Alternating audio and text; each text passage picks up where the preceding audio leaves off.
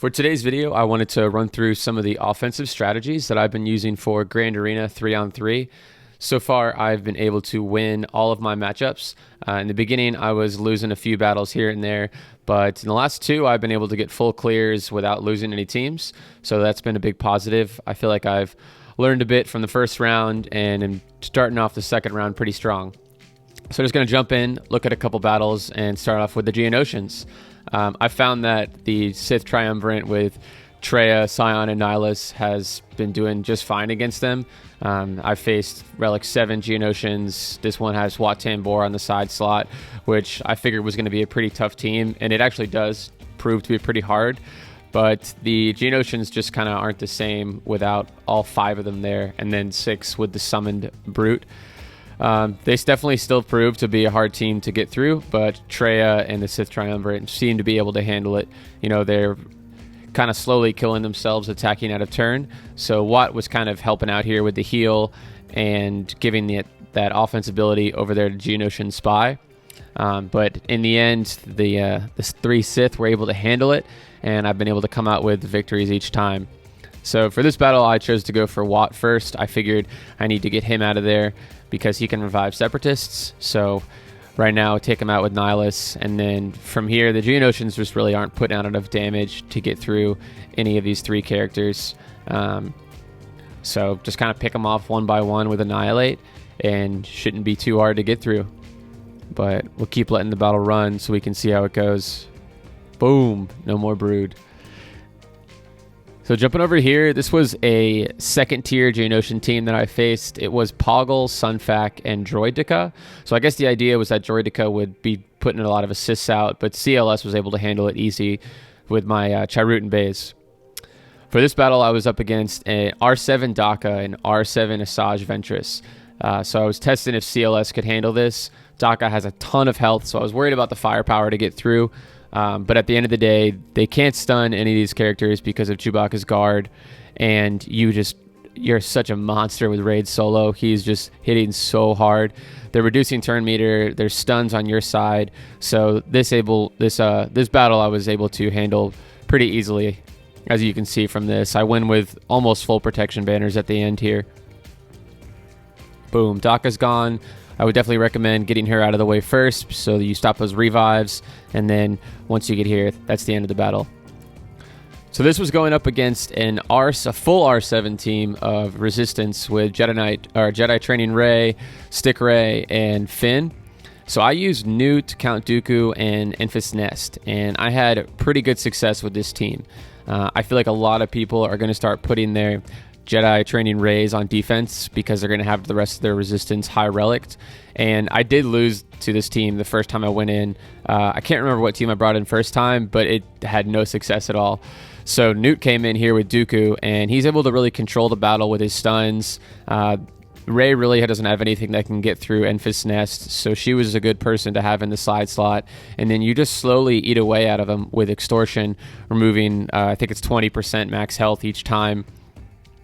So this was a really good use of Newt Gunray and Count Dooku. I feel like they are some awesome 3v3 characters. They have a ton of viability. They can take out teams that are much higher gear levels than them with the revives, and Dooku's stuns are all over the place. So here's another battle where I sub in Django for Nest on the side slot, and we're taking on Krennic, Death Trooper, and Thrawn. I think the idea with this team on defense was that whenever Empire gets a critical hit on you while you have a debuff, you get ability blocked. So I'd imagine Thrawn would be getting a lot of stuns if he was able to counterattack after fracturing somebody and hit those ability blocks.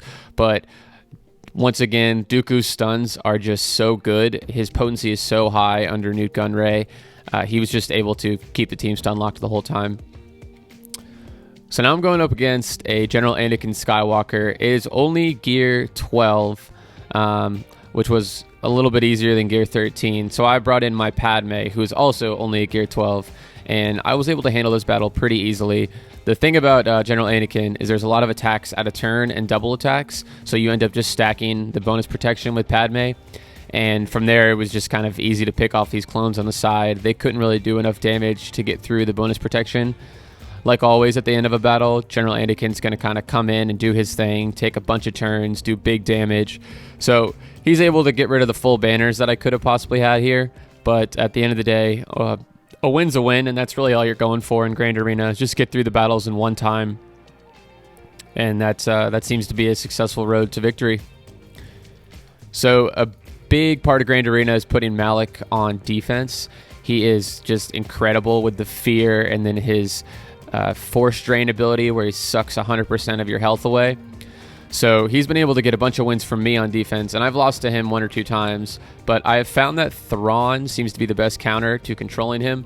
Just fracturing Malik for a while keeps him contained over there so he can't go wild with his fear and using the force drain ability. I've also found that Darth Revan and Bastila take him out the easiest. They can do enough damage. They can stop him from taking turns with the fear that we have, and getting shock out there really helps too. So this team did have an undergeared Palpatine and was a little slow, so I got out there first. But Thrawn is so fast, he should pretty much always be faster than the enemy team. So I'm able to fracture Malik and then just kind of control him with fear, and these 2 Sith Empire characters have enough damage to get through. So another team that we're going to be seeing a lot on defense is Bossk and the Bounty Hunters. Sometimes Bossk can really take off in 3-on-3. You know, if he gets that taunt up and he's fast enough, he's really hard to control because he's going to take a ton of turns with the Frenzy, and you're not going to be able to get around that taunt. Fortunately, I found pretty good success using this Resistance team with Jedi Training Rey, BB-8, and R2-D2. Gets BB-8 out there fast, and then you're able to control Bossk with Rey's Force ability. So in this battle, you can see I handled it pretty easily. And then at the end, if you play it right, you can probably end up with some full banners from BB-8. Really strong team I've seen on defense has been Darth Revan. This one was all like Relic 4 or 5. And I chose to use Gas with these 2 clones. Gas is just, he's so good by himself. You can see right here, it's like, oh my, you're probably going to lose this battle. But he's able to just come in here and one-shot these next characters, which is awesome. At the end, he's going to take a bunch of turns. And so it was almost like a positive to have Echo on the side and Ahsoka just die quickly so that Anakin could get back up and do his thing.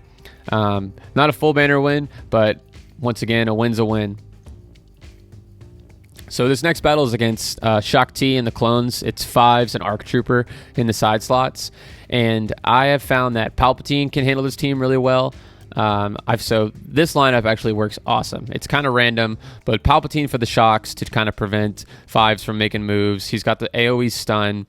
Enfys Nest can provide the daze because the clones are 100% of the time going to get that retribution. And if you let that go wild, they're going to be coming at you fast. And then I've been leaving Kylo Ren for offense just because he can take on a lot of teams by himself with maybe 1 or 2 support characters.